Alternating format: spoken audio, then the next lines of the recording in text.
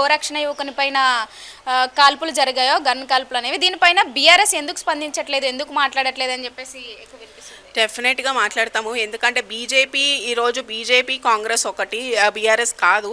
బయట పైన ఇప్పుడు మీకు ఆల్రెడీ తెలుసు రేవంత్ రెడ్డి గారు ఎంత ఇదిగా అంటే ముఖ్యంగా నిధులు ఏదైతే ఎంపీలు 8 మంది ఎంపీలు గెలిచారు, కాంగ్రెస్ వాళ్ళు 8 మంది ఎంపీలు ఉన్నారు, బీజేపీ వాళ్ళు 8 మంది ఎంపీలు ఉన్నారు. ఒక్క రూపాయి బడ్జెట్ కూడా కేంద్రం నుంచి తీసుకురాలేదు. దీని గురించి రేవంత్ రెడ్డి స్పందించాడు. అలానే ఇప్పుడు ఏదైతే 42% రిజర్వేషన్ అంటే మళ్ళీ వాళ్ళ మీద తోసేస్తారు, వీళ్ళ మీద తోసేస్తారు.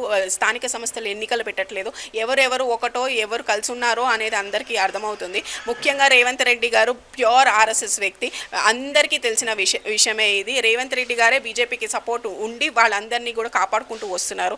అంతేకాని కేవలం బీఆర్ఎస్ పార్టీ ఈరోజు కేసీఆర్ గారు థర్డ్ ఫ్రంట్ తీసుకురావాలని చెప్పి ఉద్దేశంతో టీఆర్ఎస్ కింద ఫామ్ చేసి దేశమంతటా కూడా ఏదైతే రాష్ట్రంలో ఉన్న మేము కల్పించిన సంక్షేమ పథకాలు ఉన్నాయి దేశమంతటా అందించాలన్న ఉద్దేశంతో మంచి సదుద్దేశంతో తీసుకొచ్చిన పార్టీ ఇది బీఆర్ఎస్ పార్టీ. కంపల్సరీగా వాళ్ళందరూ ఒకటి కానీ బీఆర్ఎస్ పార్టీ మేమంతా కూడా ప్రజల పక్షానే ఉండి, ప్రతిపక్షంలో ఉన్నా కూడా ప్రజల పక్షానే ఉండి వాళ్ళ కోసం మేము కొట్లాడడానికి నిరంతరం